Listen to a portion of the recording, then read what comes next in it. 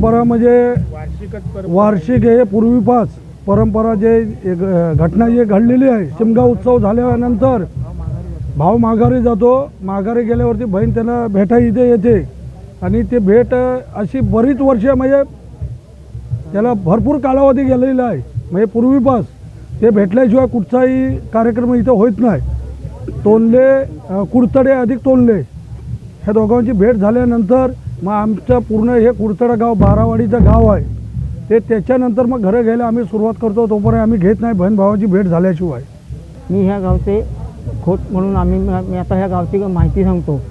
जी आत्ता ती हा आमचा भाऊ आहे आणि ती आमची गावची माहेर मशीन म्हणजे ती ह्याची बहीण आहे।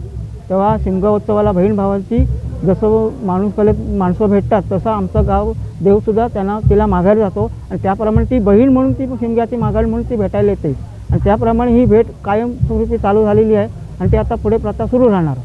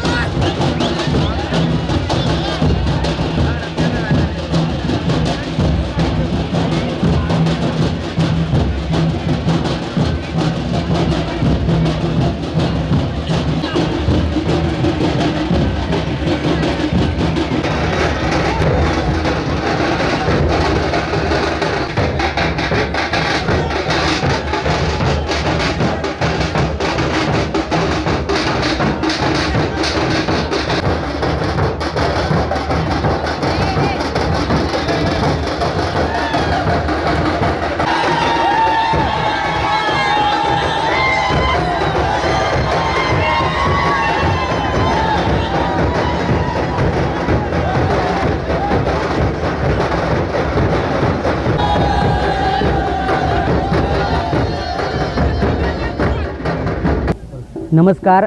आज तुम्ही कुरतडे गावात आलेला आहात। कुरतडे गावाचं ग्रामदैवत सांबर वळणात ह्याची आज भेटीचा कार्यक्रम आहे। इथला शिमगोत्सव असतो। त्रयोदशीला शिमगोत्सव सुरू होतो। चतुर्दशीला होळी उभी राहते। त्याच्यानंतर पालखी माघारी म्हणून जाते। इथे लगतचं गाव तोंडे म्हणून आहे, तिथे नवलाई पावणाई देवी आहे, तिला माघारी जाते आणि आज त्यांची पालखी आमच्या इथे येऊन मुळ्यांची घरं घेते, आमची पालखी मुळ्यांची घरं घेते आणि आज भेटीचा असा कार्यक्रम असतो. हा इकडच्या तालुक्यातील प्रसिद्ध असा महोत्सव आहे आणि ह्या ह्याच्यात तोंड्यातली नवलाई पावणाई ही रवळनाथाची बहीण समजली जाते. त्या ह्याच्याप्रमाणे पूर्वीप्रमाणे गाव एकत्रीकरण येण्याच्या दृष्टीने आणि ह्या दृष्टीने असा महोत्सव परंपरागत आहे. पिढ्यानपिढ्या हा चालू आहे.